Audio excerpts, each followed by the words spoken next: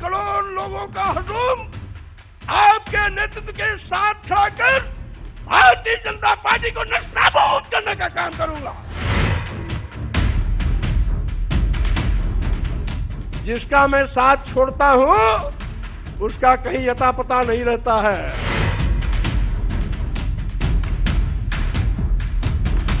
अब भारतीय जनता पार्टी के लोगों को मैं फिर कहना चाहता हूं, आपके बुरे दिन आ गए।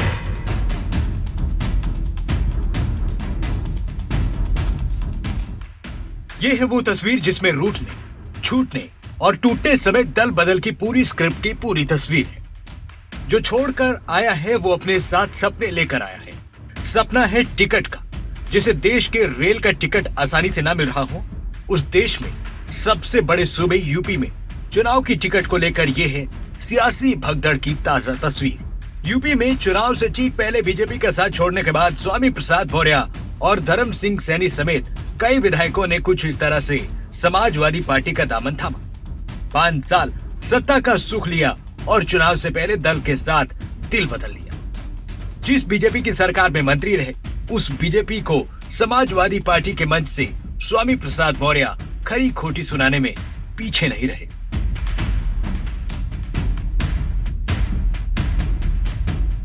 प्रसाद मौर्य और स्वामी प्रसाद मौर्य का नाम उछालकर पिछड़ों के बलबूते पर सरकार बनाई थी।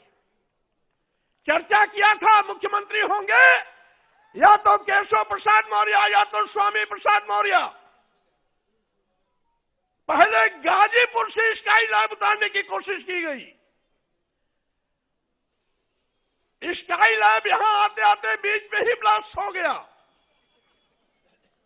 दूसरा स्काई लैब गोरखपुर से लाकर के मुख्यमंत्री की कुर्सी पर बैठा दिया और पिछड़े वर्गों की आंख में धूल झोंकने का काम किया।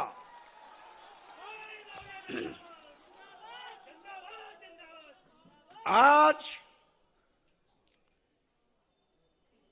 सरकार बनावे दलित और पिछड़े और मलाई खामे वो लोग अगड़े 5% लोग। आप कहते हो हम हिंदू कार्ड पर चुनाव जीतेंगे। अगर आप बड़े हिंदू के हमदर्द हैं तो अनुसूचित जात, अनुसूचित जनजाति, पिछड़े वर्गों को भारतीय संविधान के अंतर्गत जो अधिकार देकर के आरक्षण की व्यवस्था दी गई उसको अजगर की तरह निगलने का पाप क्यों किया आपने? अभी अभी 69,000 शिक्षकों की भर्ती हुई। 19,000 आरक्षित पदों पर सामान्य वर्ग को नियुक्ति पत्र दे दिया। जोगी जी, क्या अनुसूचित जाति के लोग हिंदू नहीं है क्या? जोगी जी या बाबा जी कोई भी हो, मैं ये कहना चाहता हूं, मुख्यमंत्री की कुर्सी पर बैठ करके पाप करोगे और साथ ही साथ दुहाई देगो हिंदू की। क्या आपकी नजर में कुछ बड़ी जात के लोग हिंदू हैं क्या? अनुसूचित जात के नहीं है, अनुसूचित जनजाति के नहीं है, आदिवासी नहीं है, पिछड़े वर्ग के नहीं है, तो वही 10-5% अगर आपके हिंदू हैं तो आपका खटिया खड़ी बिस्तरा गोल होना तय है।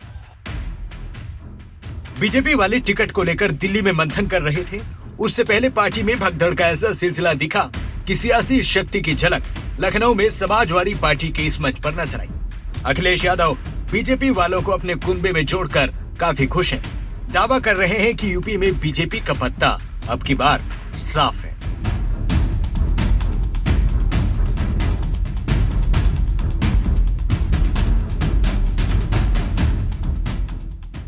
दर्जनों की तादाद में यहां पर उपस्थित हमारे परम सम्मानित पूर्व मंत्री,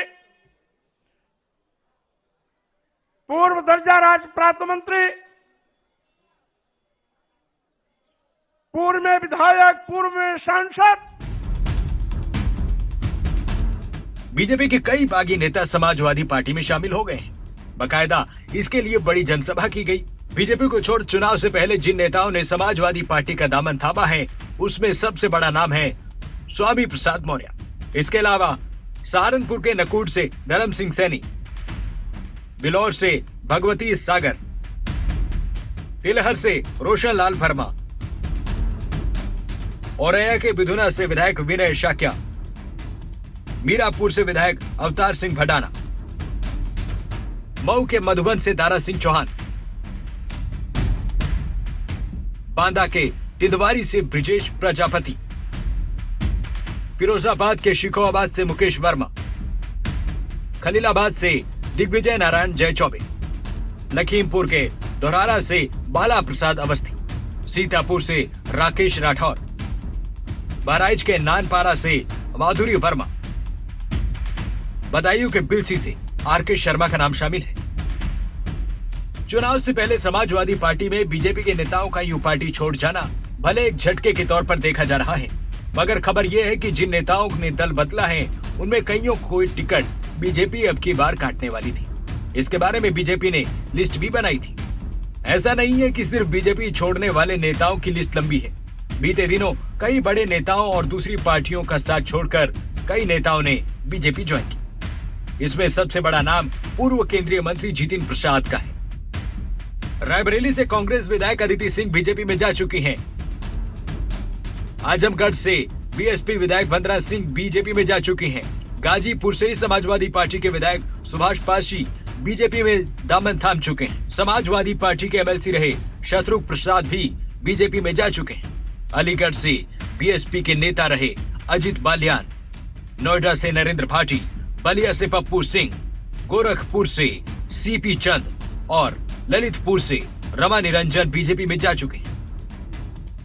विधानसभा चुनाव से पहले हर पार्टी अपना खेमा मजबूत करने में जुटी है। ऐसे में नेता भी अपने लिए उचित जगह और मौके की तलाश में दल बदल करने में लग गए हैं। लेकिन आखिर कौन सा खेमा बाजी मारेगा, इसका पता तो 10 मार्च को आने वाले विधानसभा चुनाव के नतीजों में ही चल सकेगा। न्यूज डेस्क रिपोर्ट, खबरें अभी तक।